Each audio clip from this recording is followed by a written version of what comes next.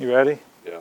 Hey YouTube fam, how you doing? It's been a little while since we made a video. Today we are working on putting ballast in our tractor tire. Now that the boys are growing up more, what happens is if I'm using the forks or the bucket, I'm getting a lot of uplift. In the past, I would have my backhoe on here, or I'd have someone stand here, and it's just a lot easier to take and fill these up. So we're using windshield solvent. I'll get a good picture of it here.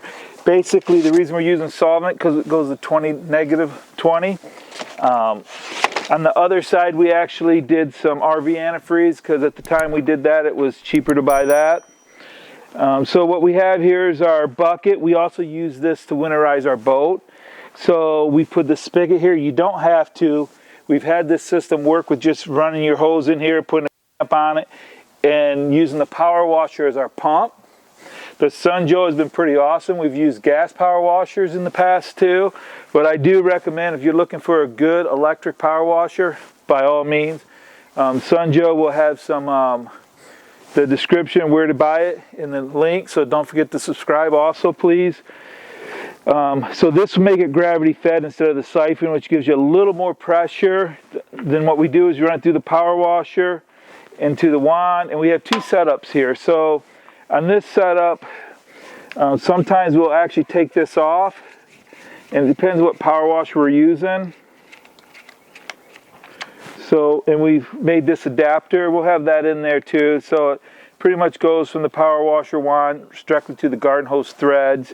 And then we also have the adapter that we use. It depends again on your power washer nozzle. So we just use the quick connector that goes with your, where you have your interchangeable tips. And what we have is our tip that connects to a 1/4-inch garden hose thread. And what we did is we got that through our RV winterizer. So we'd buy these with our RV winterizers, but we happened to find one a while back that had the 1/4-inch thread, so we can just plug it in like this on the tip here. So I can get this plugged in. There you go. So we just got to make sure this is tight, so we connect it to the tractor with they make a tool for this. And the biggest trouble we have is good quality hose. And instead of using a long hose, we just took a cheap hose and cut it in half. That way we don't lose a lot of fluid. And then we have a clamp that we use to push this in about every 4 or 5 gallons of water of ballast. We'll actually stop and just let the air out. So we'll go ahead and get that going. So we'll start this here, let gravity feed down into it. And you can see, you know, as we start, it's bubbling here. You can see it's gravity. You want to get a picture of this? Basically what we're doing is we're priming the pump. And one thing I tell you, this is not a full flow valve. If you're going to run it on a big power washer, and growing up on the farm, we actually did a lot of different type of liquids through the power washer. But if you're going to use a bigger power washer, you want to make sure you actually have a bigger flow through there. So you want to go ahead and turn that on for me, Ethan? So we should get some liquid. Here. You can see it's blowing it through. So now the power washer is primed. And so what we'll do is we let the air out of here. Took the valve core out, hooked this adapter out. We'll have the description below for you. And now we just start filling it up. And I can actually feel the tire, the fluid hitting here. And you can see it going down. So this stops us from having to buy an extra pump. The store, we do the same thing with our boat, except we hook this to the muffs on our outdrive, and we just run it right through. Once we get a little bit built up, we'll start the engine. We use the water pump on the engine to circulate a little bit more. But You can just keep this going. This size tire will take 29 gallons to give us 75%. So you want 75% of your tire size. So basically when you take this off, it won't let the water back out. You can use beet juice, which is a lot more expensive. And the old calcium chloride, you know, you have to do an inner tube, and then if you actually get a hole in your tire, this stuff is safe. The beet juice is safe for the environment. It's working pretty good. You want to dump some more in there, Ethan? And you can see we're dumping out pretty fast here.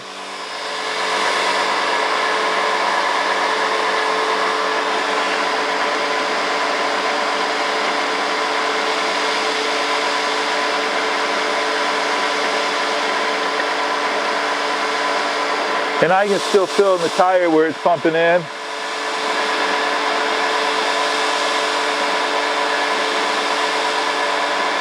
And on my size tire, it says it adds about, if I remember right, about 240 pounds. And so we'll try to leave a link for you for the tire conversion to where you know exactly how much to fill your size tire up with. The other thing I will tell you too, and we'll finish it up that way,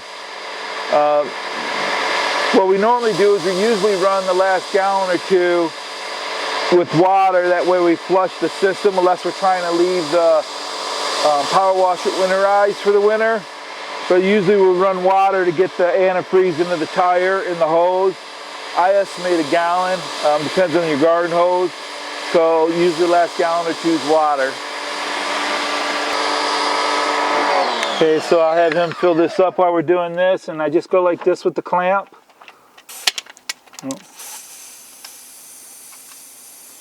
And it's just letting the built up air out.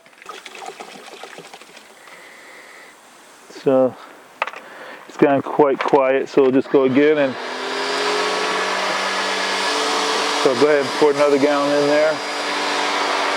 And this is all we do until we've gotten to about 26 gallon on mine. That means we have 3 more gallons left, and then we'll take and either put 1 more gallon of antifreeze in or start doing water, but we'll make sure we get all out of the bucket before we do the water. But we'll go ahead and get this squared away. I'll be right back with you. Okay, so we're back. It's been about 15 minutes. This is the, we got 27 gallons of antifreeze once this is going. We want 29 on this tire side, so we're going to add 2 things of water. So you go ahead and pour the water in right now. Well, because they're going to go inside the pump anyways. They're going to go inside the tire, the last 2. Then we'll get it real empty, and then we'll take and run a last gallon of water to actually run it through. 3 of these gallons had higher rated, so whatever the water offsets, they'll kind of equalize. So let's be gallon 30.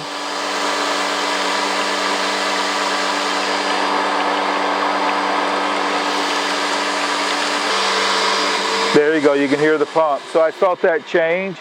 And so now what we want to do is stop this here. You can take and lift that hose up at this end and drain it. I'm not too worried about it. So I'm just going to go like this. Drop this here, but there's air in there, so we want to let some of that out.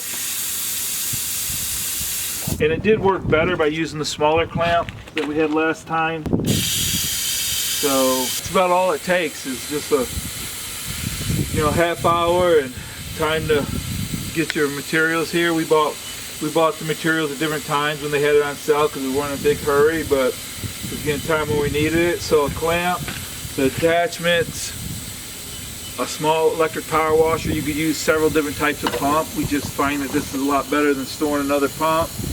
We'll give you the chart that will tell you how much your tires need, or the link, I guess, would be the easiest thing, maybe both. You can use a siphon, but this seemed to go faster than the siphon, but once it started, it worked out great. Besides that, that's all there is to it. Pull this off, drain this, put the valve stem back, and recycle the jug. So appreciate you. Let us know if you have any positive feedback, and please like and subscribe, and if you have any questions, let us know.